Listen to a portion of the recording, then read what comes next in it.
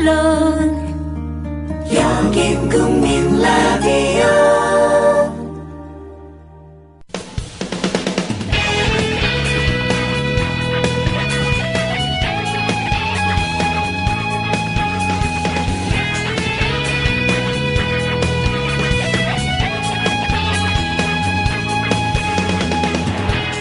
같은 말을 하더라도 누가 하느냐에 따라서 느낌은 참 많이 다릅니다. 저는 이분을 처음 만났을 때부터 그냥 그저 이분이 하는 말이라면 무한 신뢰를 보내게 됐는데요. 그래서 가끔은 너무 빠져드는 거 아니야? 라고 스스로를 자책하기도 합니다. 근데 아마 이 시간을 함께 하시는 분들은 저와 다 비슷한 증상을 겪고 있지 않을까 싶은데요. 네, 여러분께서는 국민 라디오 이윤호의 고전으로 본 오늘에 오셨습니다.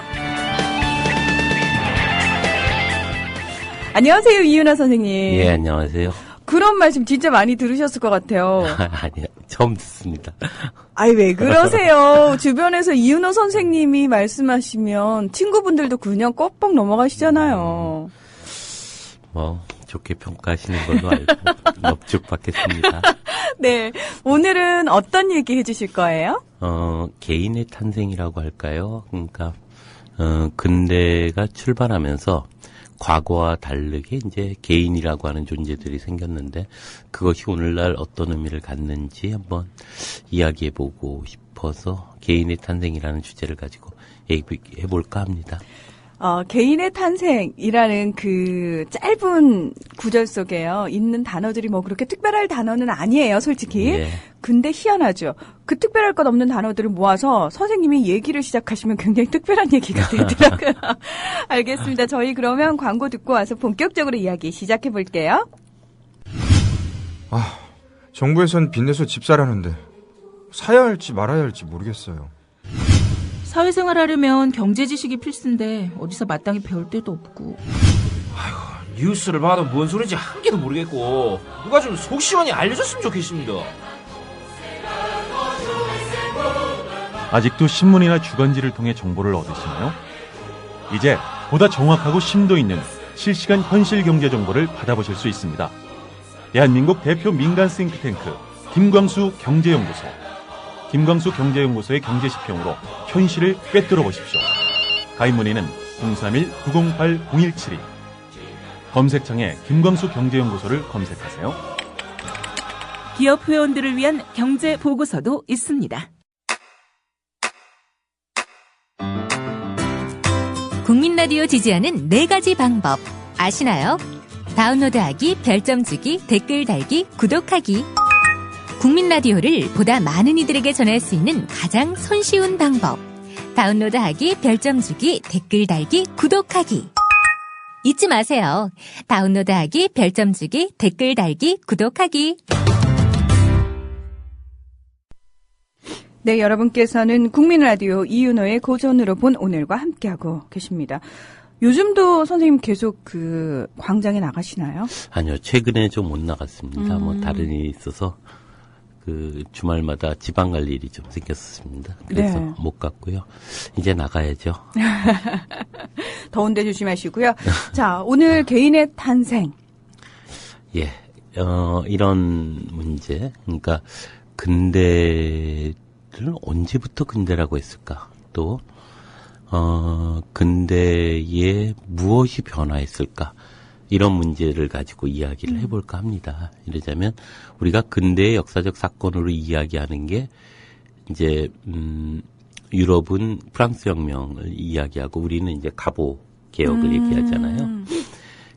왜 그 사건들을 근대라고 일컬을까라고 보면 결국 두 사건 다 핵심적인 것은 신분제의 폐지에 있다는 거죠.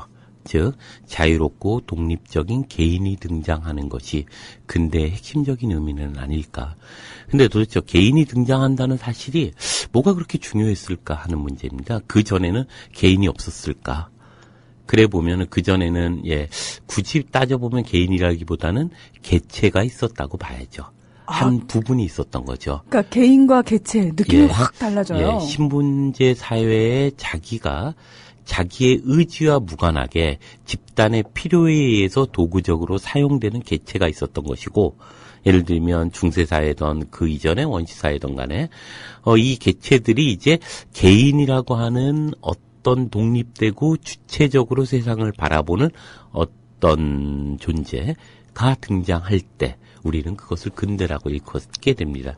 이 근대의 개인의 출현이라고 하는 것은 대단히 중요한 어떤 의미를 갖게 되는데요. 이제 여러 가지 견해가 있을 수 있지만 중세 시대부터 그 싹이 이제 잉태하고 있었다고 할 수 있을 겁니다. 그리고 그것은 아마 공간적으로 보면 지중해를 중심으로 하고 있었던 어떤 곳, 즉 외부 세력이라고 할까요? 외부 공간이라고 할까요? 그러니까 아시아나 소아시아나 아프리카나 이런 곳과 무역을 통해서 접촉면이 이제 만들어지는 공간에서 결국 동서양의 문화가 자연스럽게 마주치는 그곳에서 교류가 만들어졌고, 그러한 교류를 통해서 각각의 문화 혹은 특징, 습성 이런 것들이 이제 상대화될 수 있었던 거죠. 쟤네들은 왜 저렇게 먹지? 우리는 어떻게 먹지라고 하는 이제까지 일방적으로 규정돼 왔던 것에서부터 무엇인가 비교 가능하고 분석 가능하고 관찰 가능한 어떤 대상이 존재함에 따라서 결국 각각의 개인도 자신을 객관화할 수 있는 계기를 마련할 수 있었다고 볼 수 있을 것 같습니다. 근데 핵심 개념이 바로 개인일 텐데요. 결국 이러한 가운데에서 이제 이러한 과정을 통해서 개인은 발견되었죠. 즉 지극히 이념적이라고 할 수 있는 근대는 다름 아니라 개인을 바탕으로 해서 성립된 것이죠. 이 의미를 이제 문장으로 표현하면 스스로 자율적으로 판단하고 행동하고 그 결과를 책임지는 주체라고 하는 의미가 그 안에는 숨겨져 있지 않나 생각합니다. 이러한 사고는 본인뿐만 아니라 사물에 대한 인식, 즉 세상을 보는 세계관에 의해서 규정되어 있을 텐데요. 엄청나게 혁명적 변화를 이제 이끌게 됩니다. 잠깐 이 과정을 좀 보면요. 우리가 이런 생각을 좀 해볼 필요가 있는데요. 근대 이전에 중세시대의 르네상스 이전에 있었던 문화적 장르라고 할까요? 미술에서 어떤 장르가 있는데 그게 뭘까 하는 겁니다. 예를 들면 르네상스 시기가 되면서 이제 회화가 등장하죠. 그래서 레오나르도 다빈치도 등장하고 미켈란젤로도 등장하고 등등이 등장합니다. 근데 우리가 그 이전 세대의 화가가 누구일까를 따져보면 잘 몰라요. 모르게 되는 이유 중에 하나는 회화라는 장르가 거의 없거나 하는 거죠. 주 장르로 보면 건축입니다. 그러니까 중세시대에 우리가 로마네스크 양식이라던가 고딕 양식이라던가 이런 것들이 이제 주류를 이루게 되죠. 그 말은 뭐냐면 뒤집어 보면 회화가 등장하는 순간 회화에는 몇 가지 특징이 있어요. 뭐냐면 한 개인이 바라보는 시점 혹은 대상을 그리고 있다는 점이고요. 네. 그렇기 때문에 개인이라고 하는 이름들이 있다는 거죠. 즉 화가 개인이 있다는 거죠. 그러나 건축은 익명의 다수에 의해서 지어질 뿐만 아니라 그것이 어떤 한 개인의 관점이 투영되고 있었던 것은 분명히 아니죠.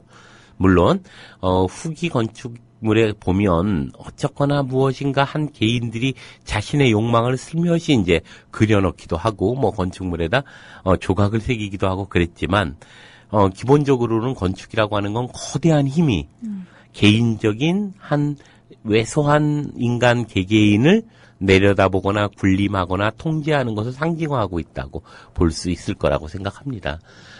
중세의 마지막에 이제 중세가 붕괴되는 과정에서 13세기쯤 이제 고딕 양식이라고 하는 어찌 보면 건축 양식에서 대단히 도시 건축, 도시의 거대한 건축들이 등장하고 있었고, 그때는 이제 스타인그라스라고 하는 양식들이 등장했었고요. 이 스테인그라스 안에 무엇인가 그림을 그려야 되는 요소가 등장하게 됩니다. 이러자면 어찌 보면 최초의 회화가 등장한다고 봐야죠. 중세 이후에. 그런데 이때 회화를 잘 보면 어떤 특징이 있죠. 즉 신의 관점에 의해서 그려집니다. 좌우대칭이 딱 맞고 그 안에 그려져 있는 인물, 예수라는 인물은 누워 있어도 안 되고 앉아 있어도 안 됩니다. 언제나 서 있어야 되고 울어도 안 되고 지나치게 과도하게 웃어도 안 되고 그 다음에 인상을 찌푸려도 안 되고 언제나 근엄한 그 얼굴, 그 모습으로 존재해야죠. 그런 게 있었군요. 엄청난 규범들을 전제로 하고 있습니다. 그러니까 이러자면 한 개인에 의해서 창조된 예수가 아니고 그것은 신의 관점에 의해서 만들어진 예수인 거죠. 그렇기 때문에 그 예수는 언제나 그 모습을 가지고 있는 은유들이 있죠.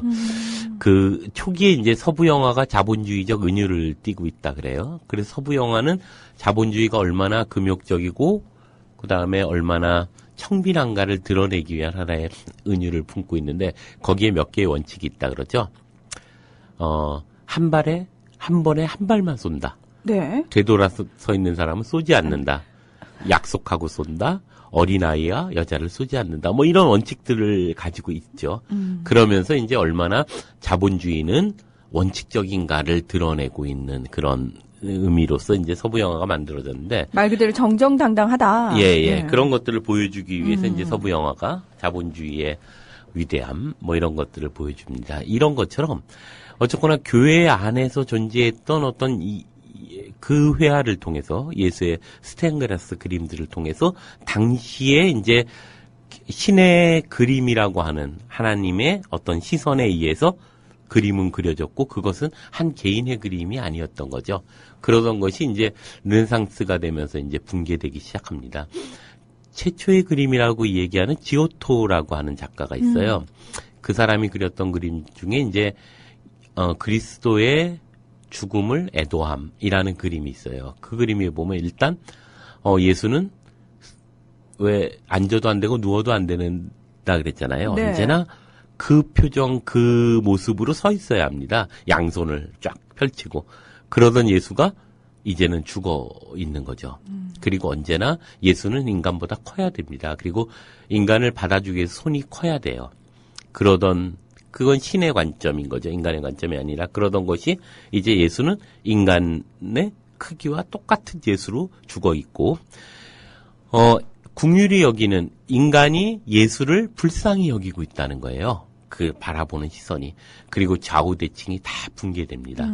여기로부터 이제 사람들은 깜짝 놀라게 되죠. 이게 이제 르네상스의 그림의 어떤 특징이라고 할 수 있다고 생각합니다. 즉, 그 이전에 존재했던 어떤, 사회적 혹은 제도적 혹은 신적 규정이 그래서 언제나 하나님에 의해서 모든 것이 창조됐고 규정됐고 그것에 의해서 관계 지어졌다고 생각하는 것이 이제는 붕괴되는 과정을 통해서 우리는 르네상스를 맞게 되는데요. 다시 말해서 근대 이전의 세계에서 사람들은 미분화된 세계, 즉 주술 세계에 갇혀 있었다고 봐야죠. 그래서 사물인식의 출발점을 개인의 둠으로써 이러한 세계로부터 탈출할 수 있었던 것이 이제 근대사의 출발이라고 볼 수 있습니다.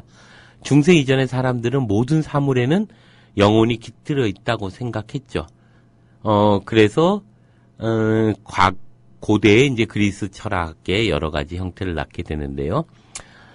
그것이 이제 그 중세 시대에 만들어지면서 모든 것은 신에 의해서, 나무가 저기 저렇게 서 있는 것도 신의 뜻이고, 내가 이렇게 글을 쓰거나 이야기를 하거나 살아있거나 생각하는 것도 신의 뜻이라고 규정하게 됩니다. 그래서 인간에 있어서 최고의 선은 신의 의지가 무엇인지를 발견하여 그 질서에 순응하고 이를 실천하는 것이 바로 적어도 정근대 사회가 가지고 있었던 어떤 태도죠. 그래서 그러한 질서를 거스리는 것이 죄악이었고, 여기에서 인간의 모습은 기본적으로 기존에 형성된 질서, 거기에 자신을 맞추고 일치시키는 태도를 유지하기 때문에 자연히 수동적이 될 수밖에 없다고 봐야죠. 이에 대해서 근대는 인간의 사물에 대한 인식은 자신을 중심으로 전개됐다고 볼 수 있습니다. 즉 자신의 주변의 사물은 신의 뜻에 의해서 존재하는 것이 아니고 자신의 행동 역시 신의 의지에 의해서가 아니라 바로 자신의 의지에 의해서 행하고 있는 것이라는 거죠. 그래서 질서는 발견되는 것이 아니라 자신의 행동 역시 신의 의지에 의해서가 아니라 자신의 의지에 의해서 행하고 있게 된 질서에 순응하는 것이 아니라 오히려 주어진 전체에서 자신을 떼어내고 자신에 의해서 관찰하고 거기서 발견된 사실의 기초에서 행동하게 된다는 거죠. 즉, 질서가 발견되는 것이 아니라 어떤 면에서 보면 뭐라고 할까요? 인간의 인식에 의해서 형성돼 가는 거라는 거죠. 인간 스스로가 존재했던 것을 발견하는 것이 아니라 스스로의 행동에 의해서 형성되어 가는 것이다. 라고 규정했던 것이 그 당시에 어떤 의미들이 아닐까 생각을 합니다. 그래서 칸트의 설명을 빌리면 근대인은 일정한 법칙에 기초하여 자율성과 자립성을 철저하게 갈고 닦아서 순수한 자신으로 승화시키고 이 순수한 자신에 비추어서 실제로 행동하는 자신을 컨트롤하는 것이 바로 근대인의 특징이라는 거죠. 그래서 논리구조가 바로 근대의 핵심적인 이념형이라고 할 수 있는데 근대인이 자신의 생활이나 일을 체계적이고 능률적으로 영위할 수 있는 것은 바로 이러한 논리구조를 몸에 익히고 있기 때문이라는 겁니다. 이러자면 근대라는 것은 그 이전 세계와 달리 자신의 과학적인 어떤 것에 의해서 탈주술화되었고 이 탈주술화됐다는 것은 어떤 면에서 보면 내가 대상을 객관적으로 혹은 합리적으로 분석하는 주체가 탄생했다는 것을 의미합니다. 과거에는 그저 신에 의해서 순응하던 한 인간이었던 것이 이제는 내가 그러한 세계를 발견하려고 하는 주체이고 내가 그것을 지켜보는 주체이고 그것에 의해서 내가 규정하는 내가 스스로 행동하고 스스로 대상을 규정하는 주체가 되어버렸다는 것이 이제 근대인의 어떤 특징이라고 봅니다. 그런 점에서 보면 이제 근대의 출발점의 유명한 명제가 데카르트의 나는 생각한다 고로 존재한다라는 거죠. 그것은 데카르트가 자신에 의해서 자신을 규정할 수 있다는 것을 의미합니다. 즉 내가 나를 규정하는 것이 신에 의해서도 아니고 어머니에 의해서도 아니고 오로지 내가 생각하는 나에 의해서 나를 규정한다는 것. 이것이 이제 아주 유명한 이제 코기토라고 하는 명제이죠. 네. 그래서 나에 의해서 내가 규정되는 것. 여기로부터 이제 주체가 형성되기 시작하고 그것에 의해서 세상을 분석하기 시작합니다. 그것이 드디어 세상을 바라보는 주체가 탄생했다는 것을 의미하는 거죠. 예컨대 과거에 신의 그림이라고 하는 것을 추상화시켜보면 어떤 그림일까를 보면 이집트 그림 양식일 수 있다고 생각합니다. 정면성의 원리라고 하는 거죠. 아, 이집트 그림. 예, 뭐냐면 예를 들면 본질이 무엇인가는 신이 알고 있는 거죠. 그러니까 호수를 그린다 그러면 호수는 위에서 본 둥그런 것이 호수죠. 그러면 그것이 호수의 본질이고 그러면 나무는 어떻게 생겼냐? 나무는 옆에서 본 게 나무인 거죠. 그러니까 호수 옆에 나무가 있다면 호수를 따로 그리고 호수는 위에서 본 것을 그리고 나무는 옆에서 본 것을 그리고 정해져 있는 거죠. 예, 그다음에 오리는 어떻게 그릴까? 그럼 오리는 옆에 있는서 본 게 오리잖아요. 네. 그러면 호수의 위에서 본 호수 위에 옆에서 본 오리가 떠 있다. 그건 뭐냐? 오리가 다 누워서 가고 있는 거죠. 이런 그림들이 이제 신의 뜻인 거죠. 즉 신이 본질이라고 생각하는 시점 혹은 시선에 의해서 그것들을 부분 그리는 거죠. 예를 들면 인간의 얼굴을 그리면 얼굴은 인간의 몸을 그린다면 이제 옆 얼굴이죠. 옆에서 보는 얼굴이고 눈은 정면을 응시하니까 정면으로 본 그림을 그리게 됩니다. 그러니까 아마 그 교과서에서 한 번쯤은 그 이집트 그림 양식을 보신 기억이 있을 거예요. 그걸 머릿속에 떠올리면 지금 말씀하신 내용을 쉽게 이해할 수 있을 것 같아요. 전부가 뭔가가 어색한 거죠. 가슴은 정면이고 팔은 옆면이고 그죠? 네. 다리는 옆면이어야 되니까 실제로 인간이 그렇게 서 있을 수 있는 그림이 아닌 거죠. 그럼에도 불구하고 신의 그림이라고 생각한다면 바로 그런 시선에 의해서 그려진 정면성의 원리에 의한 그림일 거라고 생각합니다. 저는 그 그림들이 왜 이런 괴상한 모양을 하고 있을까 궁금했는데 이제서야 그 의문이 신의 풀렸어요. 관점인 거죠. 예. 이르자면 이런 것이 이집트 사람들에게는 있었을 것 같아요. 뭐냐면 나일강이라고 하는 것은 우리는 비가 오면 비가 하늘에서 떨어지지만 나일강은 비가 안 오죠. 안 오는데 강이 범람하는 거죠. 무슨 말이냐면 적도에서 형성되는 외래하천이라 그럽니다. 적도에서 비가 많이 오니까 비가 한꺼번에 막 내리면 그게 계곡을 타고 계속 물이 내려오는 거죠. 이쪽은 비가 안 오지만 계속 내려와서 이제 그것이 그 사막지대를 휩쓸고 가는 이게 나일강의 이제 외래하천에 의한 범람인데요. 그러면 사람들은 언제 비가 올지 물이 넘칠지 안 넘칠지 알 수가 없잖아요. 네. 나일강은 생명의 젖줄이긴 하지만 믿을 수 없는 어떤 것입니다. 그러면 그 믿을 수 없는 어떤 것, 믿을 수가 없어요. 눈에 보이는 것을. 그러면 오로지 무엇만 믿느냐? 신의 뜻만 믿는 거죠. 신의 뜻. 한 번도 변하지 않는 것, 태양. 그래서 태양의 신 라를 섬기면서 그렇게 변하지 않는 어떤 것을 섬기게 되는데, 그래서 내가 본 것은 믿지 않습니다. 인간이 본 것은 오로지 신이 본 것, 신의 관점에서 본 것, 가장 본질적인 것만 믿는 거죠. 그것을 표현하는. 그래서 얼굴 표정이 어떻게 생겼고 이건 믿지 않는 거예요. 인간의 얼굴은 어떻게 생겼냐? 딱 옆 얼굴인 거죠. 그것만이 인간의 얼굴이라고 보는 겁니다. 이게 그런 이제 신의 관점을 예. 누가 정해주는 건가요? 그거는 오로지 그것이 갖고 있는 우리가 보편적이라고 이야기하는 어떤 생각들인 거죠. 사람들에게 나무, 그러면 나무가 뭐 위에서 봤을 때 어떻게 생겼고 이건 중요한 게 아니에요. 누구나 저건 나무야라고 규정할 때 그게 나무인 거죠. 그게 신의 시점인 거죠. 그렇게 바라본다면 호수는 위에서 본 것이 호수고 그 다음에 나무는 옆에서 본 것이 호수인 거죠. 나무인 거죠. 자, 이것으로부터 이제 르네상스 시기에 재밌는 그림이 등장하게 됩니다. 예를 들면 최후의 만찬이라고 하는 그림이 있어요. 이건 네. 수도원에 있는 어떤 식당에 그려져 있는 그림인데요. 그걸 보면 사람들이 깜짝 놀란다는 거죠. 왜냐하면 최후의 성찬 저 너머로 구멍이 팍 뚫려서 그 공간이 쫙 펼쳐지는 느낌들이 들고 있다는 거예요. 원근법이 출현된 거죠. 즉 앞에 있는 것은 크고 뒤에 있는 것은 작은 것. 이것은 뭐냐 하면 실제로 앞에 있는 것이 크고 가까이 있는 것이 크고 멀리 있는 것이 적은 것이 아니라 신의 관점이 어떻게 되겠어요? 앞에 있는 것과 뒤에 있는 게 똑같죠. 그렇지만 인간의 관점에서 바라보면 가까이 있는 것이 크게 보이고 멀리 있는 것이 적게 보이는 거죠. 드디어 인간의 관점이 등장하기 시작하는 것을 의미하기도 합니다. 이러면서 이제 르네상스 시기에 많은 것들이 인간의 중심으로부터 이제 판단을 하기 시작하는 것들이 등장하고 있지 않았나 이런 생각이 듭니다. 결국 데카르트의 이런 그 명령은 나는 생각한다, 고로 존재하다의 명령은 결국 근대의 인간의 개인의 출현이라는 것이 얼마나 위대한 의미를 가지고 있는지를 보여주게 되죠.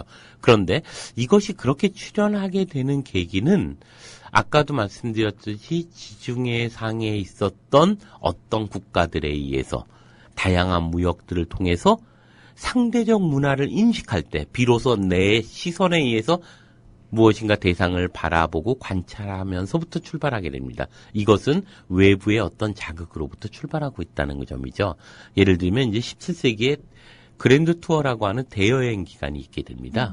이 대여행 기간은 인구 조사를 할 수 없을 만큼 유럽인들이 미친 듯이 여행을 다녔다 그래요. 그래서 이러자면 뭐 영국에 있는 어떤 젊은이가 쭉 뭐 해협을 건너서 뭐 프랑스를 거쳐서 스페인을 거쳐서 쭉 해서 아프리카로 넘어갔을 때 어떤 일이 발생했을까? 그러면 아마 이 젊은이들은 젊은이는 기절했을 겁니다.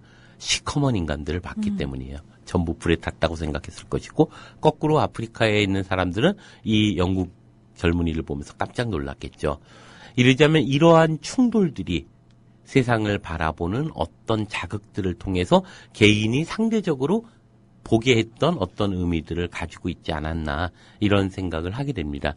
결국 이런 그 데카르트에 의해서 규정되는 어떤 코기토 선언, 즉 개인의 출현이라고 하는 중요한 의미가 결국 근대의 지평을 만들었다고 볼 수 있습니다. 더 나아가서 이게 17세기에서 18세기로 넘어가면서 사회계약론이라는 것이 등장하게 됩니다. 홉스는 뭐 만인에 의한 만인의 투쟁이라는 걸 얘기하고 로크나 루소를 이어서 이제 사회계약론이 만들어지게 되죠. 근데 재밌는 것이 있어요. 예를 들면 저번 시간에도 그런 얘기를 했던 것 같은데 홉스가 가졌던 고민은 이 평등 사회가 된다는 건 대단한 공포 사회라는 것을 의미하기도 하는 거죠. 이제까지 신문제, 계급에 의해서 규정됐던 것이 붕괴됐을 것이고 그럴 때 모두가 이리와 같은 상태가 된다는 거죠. 그래서 우리가 거대한 권력에게 우리의 힘을 모두 양도하자. 그래서 그것이 리바이어던이고 그것이 왕권에 대한 어떤 의미들, 왕권의 주권을 인정하는 것, 양도하는 것으로 규정하게 됩니다. 근데 이것은 다른 의미에 보면 분명히 왕권을 옹호하는 사상임에도 불구하고 여기에선 한 가지 중요한 전제가 있습니다. 어떤 전제냐면 우리가 우리의 합의에 의해서 양도한다는 거죠. 과거처럼 왕권의 신수설, 신에 의해서 받았던 그런 왕권이 아니고 이제는 우리의 필요에 의해서 우리가 양도하는, 즉 개인의 주체의 합의와 협의의 과정들을 전제로 하고 있다는 점이죠. 이것이 이제 사회계약론이 결국은 핵심적으로 개인의 출현과 개인의 탄생을 의미하는 하나의 의미들을 갖게 되고 여기로부터 정부도 그리고 여기서부터 공화정도 이제 등장하는 배경이 되는 것도 바로 이런 뭐라고 할까요? 개인이 어떻게 출현했는가를 보여주는 대표적인 어떤 의미들을 가지고 있다고 생각합니다. 그것은 결국 그 과거에 가지고 있었던 어떤 집단 속에서 존재했던 개체로부터 이제는 스스로가 판단하고 스스로가 관찰하고 스스로가 행위하는 주체로 되어버렸다는 것을 의미합니다. 그런데 이것이 결국 정말로 그러할까에 대해서 우리는 한번 생각해 볼 필요가 있는데요. 그런 얘기를 하죠. 개인은 출현됨과 동시에 소멸되었다. 이런 얘기를 합니다. 예컨대 이제 기차라고 하는 것을 우리가 연상해 보면 근대의 힘은 기차라고 하는 은유를 통해서 만들어지는데요. 기차에 몇 가지 특징이 있습니다. 어떤 특징이 있냐면 거기에 실려져 있는 모든 것, 그것이 짐짝이든 사람이든 동물이든 간에 중요한 것은 그들이 원하는 곳에 가는 것이 아니라 기차가 가는 곳에 존재하고 있고 그것은 규격적이고 표준적인 길을 따라서 표준적 방법으로 표준적으로 규정되고 있다는 거죠. 이것이 근대의 어떤 특징이고요.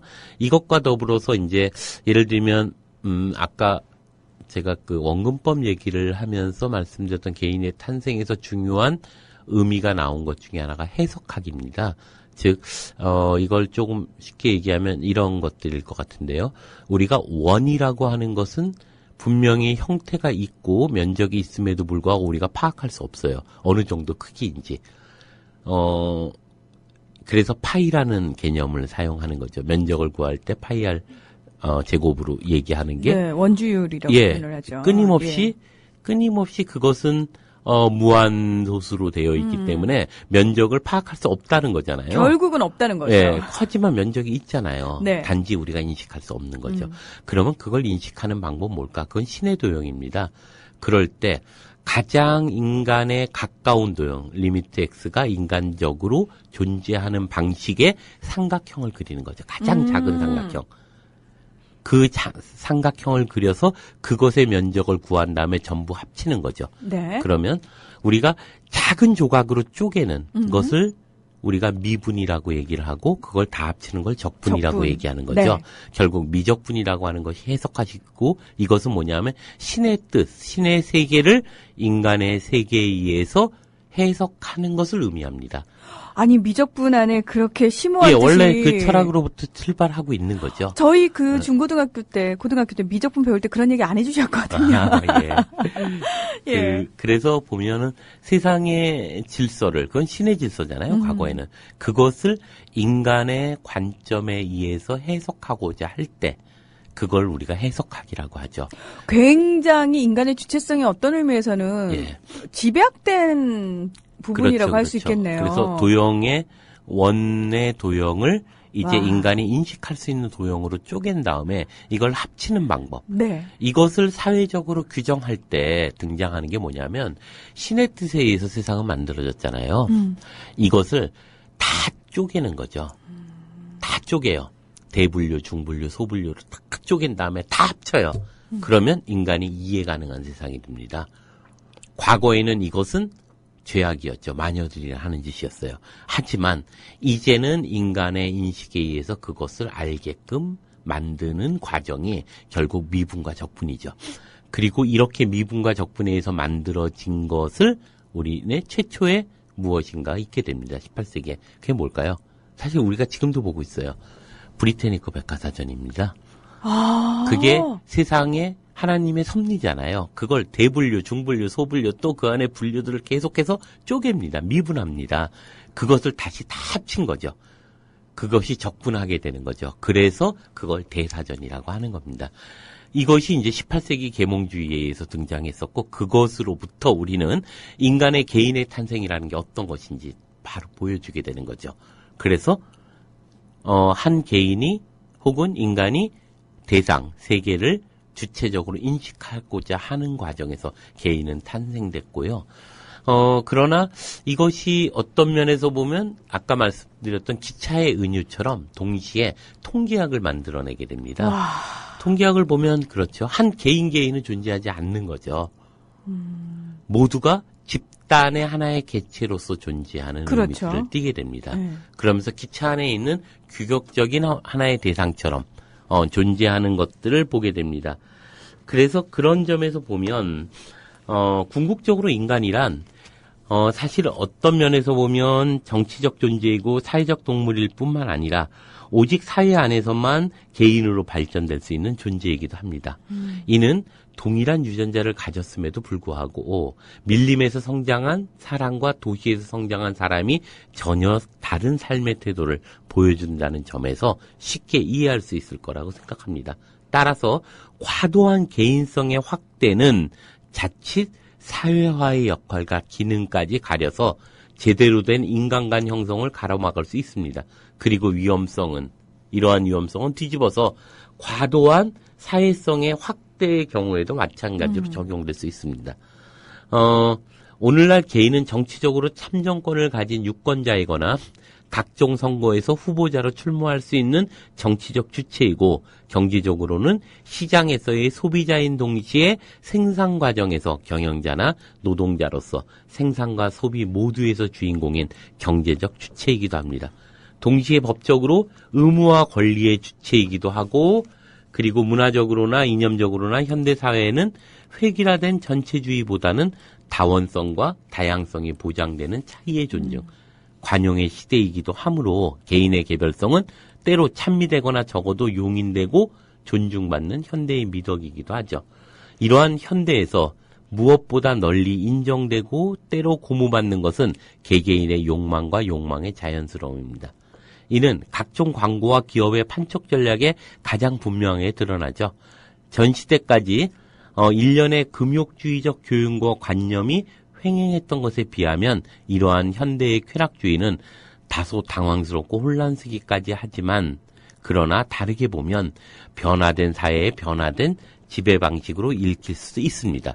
즉 이러한 개인주의 문제를 현대의 문제로 바라보게 된다면 과도한 개인주의의 강조나 혹은 과도한 개인주의의 뭐라고 할까요? 평가절하 들은 동시에 위험할 수 있다는 거죠. 왜냐하면 아까도 말씀드렸지만 개인의 출현이라는 것은 대단히 중요한 의미를 갖고 있습니다. 그러나 동시에 이 개인의 출현이라는 것은 사회적 관계나 사회적 어떤 제도 속에서 또 하나의 어떤 요소로 전락하고 있는 선상에서의 개인인 거죠. 즉 개인은 이런 이중적 성격을 가지면서 근대를 출현하게 됩니다. 근대는 대단히 아름다운 것처럼 개인이 탄생되었고 개인이 의미 있는 것처럼 보이지만 그래서 그러한 것에 어떤 이성의 과정들이 얼마나 위대한가를 수없이 노래했지만 그러나 결국 19세기를 거치면서 그것이 얼마나 큰 환상인가가 보여주고 있었던 거죠. 예컨대 음악에서 이제 개인의 출연이 근대의 핵심이었을 때 그러한 이성의 출연에 대해서 엄청나게 이제 뭐라고 할까요? 환상을 가지면서 그것에 대해서 찬미했던 작곡가가 있죠. 예를 들면 오봉교향곡 우리가 운명이라고 일컬어지는 네. 예, 거기서 이제 거대한 힘이 예, 문을 두드립니다. 꽝꽝꽝꽝 하면서 그러면서 이 거대한 힘들이 무너뜨리고 그 과거의 질서를 무너뜨리고 또다시 새로운 아주 낭만적이고 아름다운 두 번째 악장에서 보면 그런 아주 감미로운 멜로디가 등장하게 됩니다. 뿐만 아니라 교향곡 9번 같은 데 가면 드디어 인간의 목소리가 교향곡 안에 등장하면서 합창이라고 하는 예. 정말 아름다운 제가 노래를 부르다가 큰일 나고요. 나중에 여러분들이 한번 들어보시면 인간이 얼마나 아름다운가를 보여줍니다. 또 미사곡 안에서도 보면 이제 그 베토벤의 미사곡이 이제 장엄 미사인데요. 그 장엄 미사를 들어보면 가만히 듣고 있으면 거기에는 하나님의 영광이 아니라 인간의 위대함이에요. 자, 정말 끝간데 모르는 쫙 올라가는 소프라노의 그 쫙 목소리 밑으로 아름다운 알토가 그것을 받쳐내고 그러다가 갑자기 탁 침묵하다가 조용히 베이스가 쫙 울려 퍼집니다. 그러면서 이제 합창이 또 확 시작되고 인간이 얼마나 위대한가를 보여주는 그 안에는 청년 정신 혹은 인간 정신이 보여주고 있다고 생각을 합니다. 이것이 다른 미사곡이나 이것하고는 전혀 다른 곡들이죠. 이러한 그 베토벤이 19세기의 인간의 어떤 정신의 위대함, 이성의 가치들 결국 이것이 이제 프랑스 혁명으로 대변되는 그 아름다움에 대한 어떤 찬미는 아니었을까 이런 생각이 듭니다. 그런데 그로부터 1세기 후에 쇤베르크의 무조 음악을 보면 인간의 이성이라는 게 얼마나 끔찍한가를 보여줍니다. 예를 들면 무슨 톱날을 연주하는 것 같아요. 보면 끔찍하고 예를 들면 뭐 달에 취한 피에로인가 뭐 이런 곡이 있는데요. 그걸 보면 막 정말 톱날 끽끽 할 때 소름 쫙쫙 끼치는 거 있잖아요. 그렇게 합리적이라고 생각하는 세상은 아니야 라고 얘기하고 있는 거죠. 그것이 그림에서도 이제 밀레의 무슨 아름다운 전원 풍경이었던 것이 이제 19세기 말 20세기 초에 들어가면서 이르자면 뭐 귀를 자른 고부터 시작해서 뭉크의 절규들, 야수파들 이런 것들이 등장하는 것들을 보게 됩니다. 또 괴테 문학이 등장하는 것이 19세기의 아름다운 이성의 찬미였다면 20세기에 들어오면서 이제 뭐 우리가 제일 끔찍하게 생각했던 보들레르라던가 뭐 무슨 랭보라던가 이런 사람들의 이제 작품들이 등장하기 시작하게 되죠. 그것은 다른 의미로 보자면 인간의 이성이라고 하는 것은 동시에 얼마나 개인성이라고 하는 것이 끔찍한 것인가를 보여주는 어떤 의미들을 가지게 됩니다. 그래서 그런 점에서 보면 모든 개인의 교직학은 결국 욕망이라는 것이죠.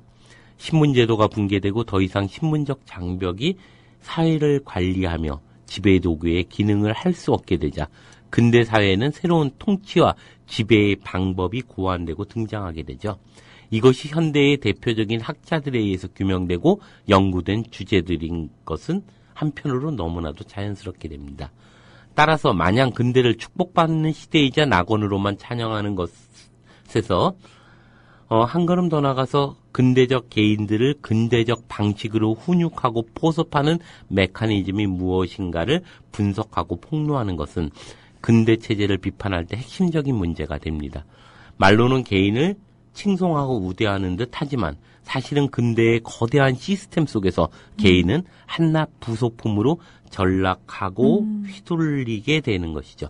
대표적인 것이 바로 시장인데 이러한 논점을 제기하는 학자들에 따르면 근대적 시장체제란 개개인들 내부에 존재하고 있는 욕망을 이용해서 개인을 새롭게 통제하고 조절한 장치라고 볼 수 있습니다.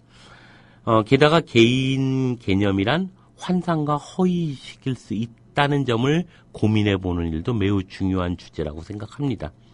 개인과 사회라는 이분법적 문제 설정에 갇히지 말고 개인과 사회가 서로 통합되어 작동한다는 통합적 관점을 가져야 한다는 점이겠죠. 사회적이고 구조적 관점에 빠져있는 개인의 개념이란 충분히 실체 없는 환상일 수 있습니다. 이러한 이분법적 관점을 연장시키면 어떤 구조결정론이라던가 주체의 자유의지로 모두가 실제 존재하고 있는 현상을 어떤 이분법적 시각에서 왜곡하는 것은 아닐까 하는 생각이 듭니다.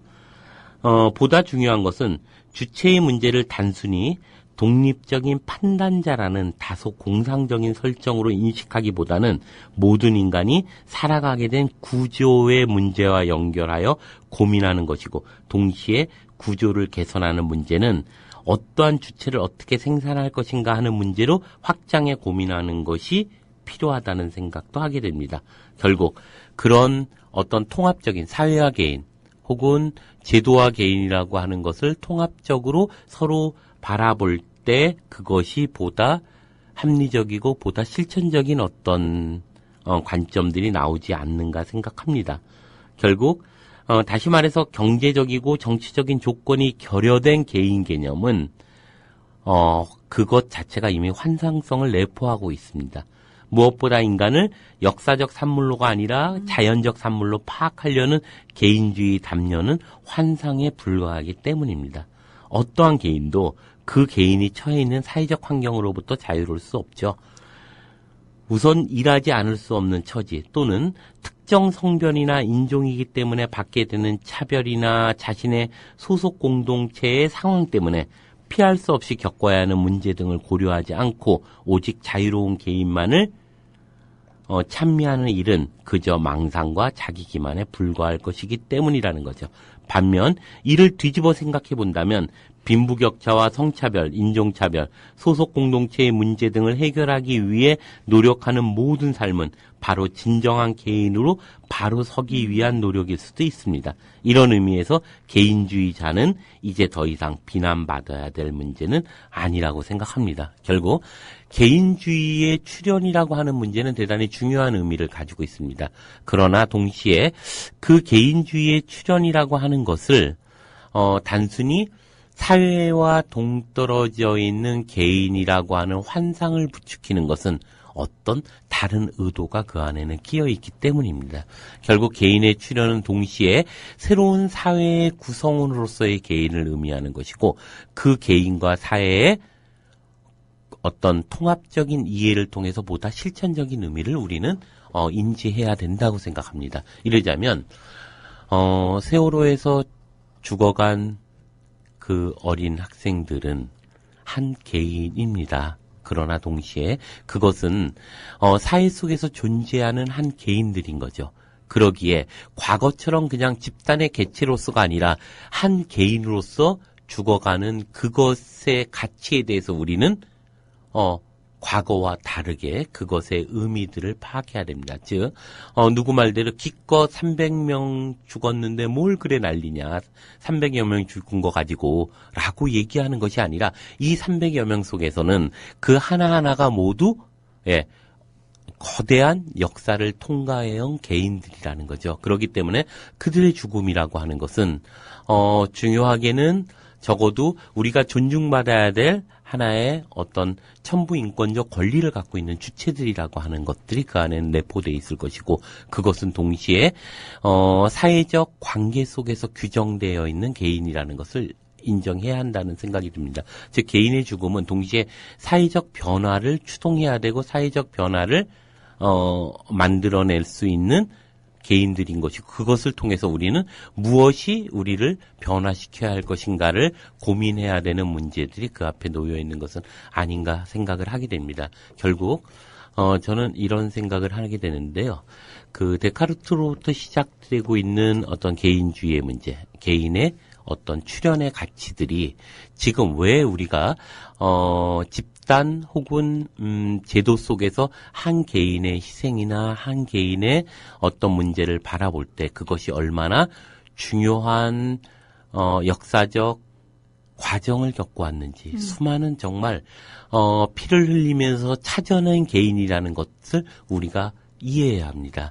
그런 점에서 보면 그 개인은 단순히 그냥 과거에 존재했던 하나의 개체가 아니라 수많은 과정들을 통과하고 있는 하나의 개인의 출현이고 이것이 우리는 이성의 가치로서 규정되고 있다라는 생각이 듭니다. 즉 개인을 얘기할 때 이 개인이 출현하는 과정에서 만들어지는 합리성이나 이것으로부터 탄생되는 이성의 가치들이 이제 개인 속에는 녹아져 있다는 생각을 하게 됩니다. 근데 우리가요, 흔히 오해를 가장 많이 하는 부분이 그런 부분인 것 같아요. 그러니까 개인주의라고 얘기를 했을 때 타인을 그렇게 봐야지만 사실 나 역시도 그런 개인으로 존중받을 수 있는 거거든요. 존재할 수 있는 건데. 그렇죠. 예. 그거를 분리해놓고 이중잣대를 들이민다는 거죠. 나는 그렇게 존중받을 개인이지만 예.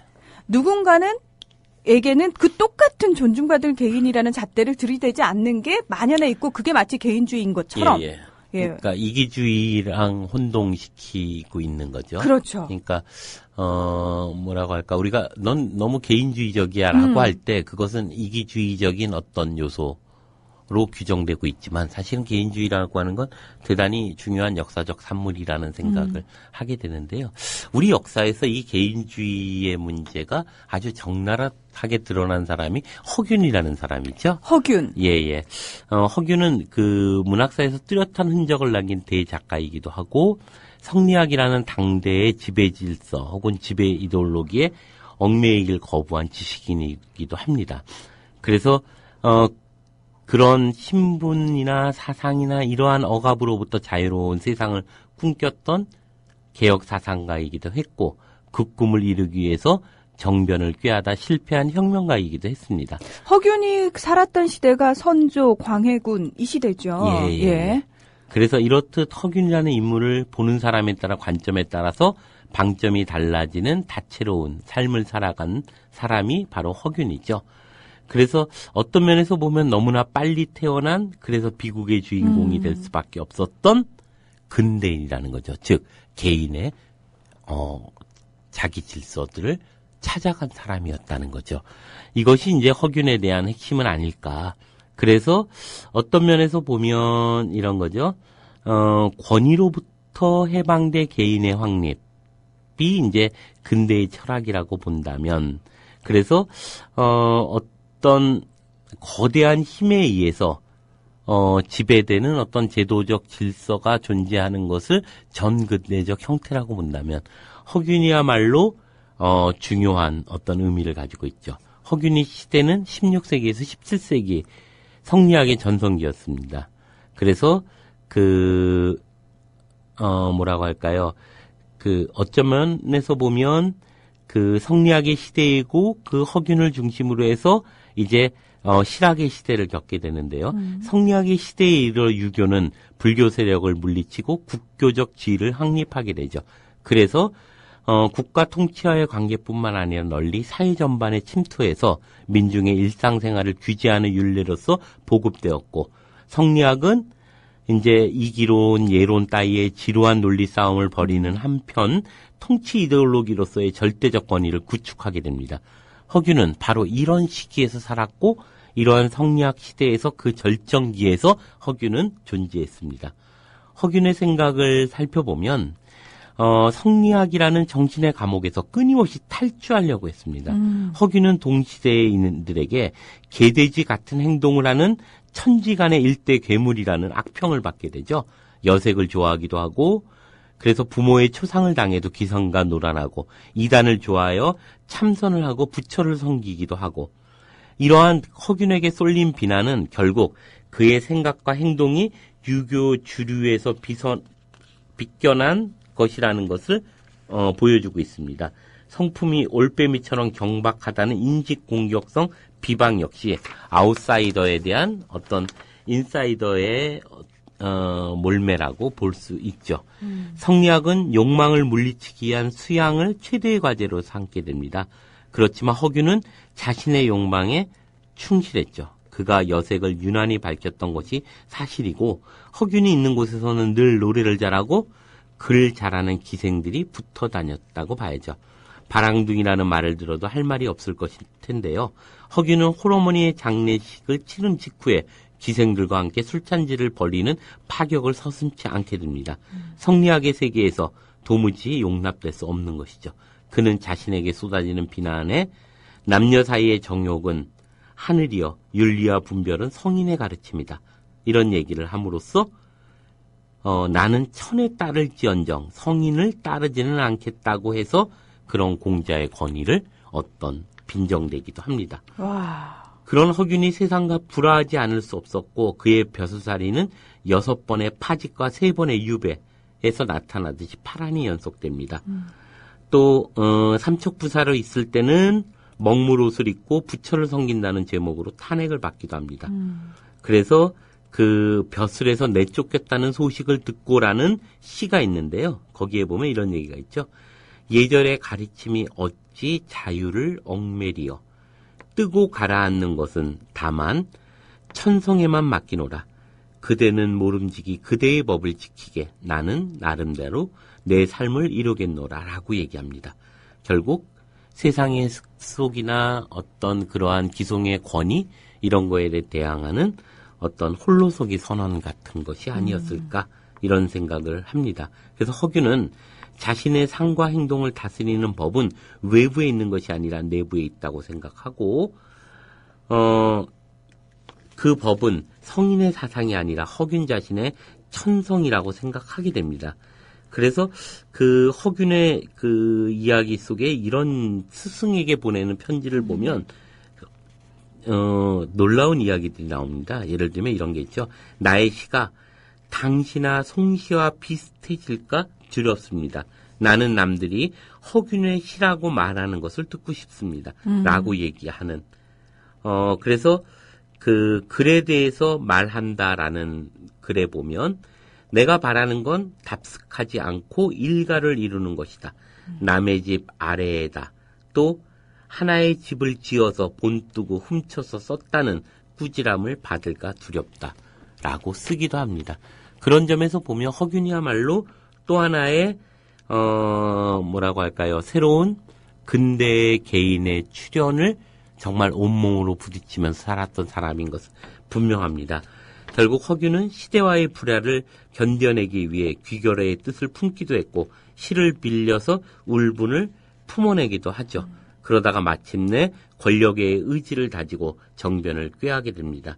그 과정에서 실패하면서 결국 참수형을 받게 되는데요.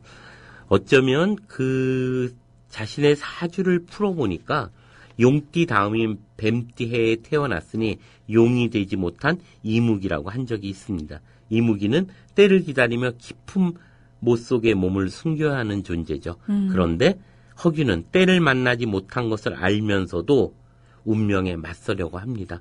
결국 목 없는 귀신이 되는 비극을 스스로 선택하게 되는 거죠. 권위로부터의 해방된 개인의 비극이라고 할 수 있는데요. 이것이 이제 21세기에 우리가 개인이라고 하는 가치가 중요시 여기는 것과 같은 의미를 갖고 있다고 생각합니다. 이르자면 우매한 군중들 혹은 생각 없는 군중이라는 것에서부터 한 사람 한 사람이 그러한 권위에 대해서 그러한 제도에 대해서 떨치고 스스로가 새로운 질서를 만들려는 움직임, 이것이 이제 21세기에 새롭게 요구되는 개인의 의미들은 아닌가 생각하는데요. 이것은 단순히 개인의 아주 사사로운 개인의 욕망이라는 것이 아니라 사회적 어떤 의미들과 가치들을 내재한 개인이라는 점에서 21세기에 새롭게 개인의 어떤 출현에 대한 의미들이 주목되는 것은 아닌가 이런 생각도 하게 됩니다.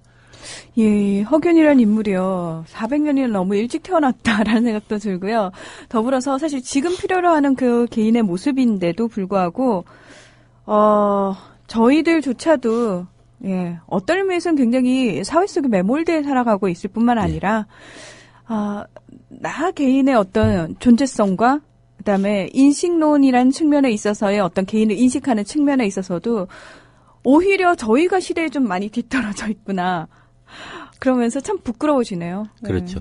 이게 저는 이런 생각이 드는데 우리가 자본이라고 하는 괴물은 정말 대단한 어떤 의미를 갖습니다. 과거와는 정말 다르다고 생각을 해요.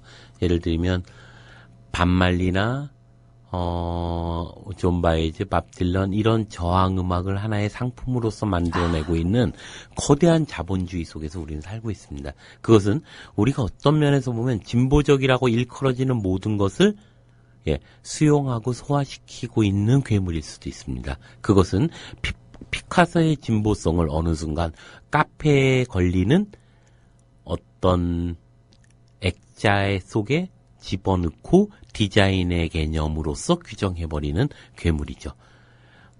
그런 의미에서 보자면 그러한 현실에서 한 개인으로서 살아간다는 것, 그렇게 단순한 문제는 결코 아닐 거라고 생각합니다. 그리고 이것은 단순히 개인적 어떤 가치뿐만 아니라 사회적 관계 속에서 총체적으로 개인을 바라보고 그러한 역사 속에서의 개인의 가치들의 어떤 요구들이 함께 존재하는 것은 아닌가 이런 생각이 들고요.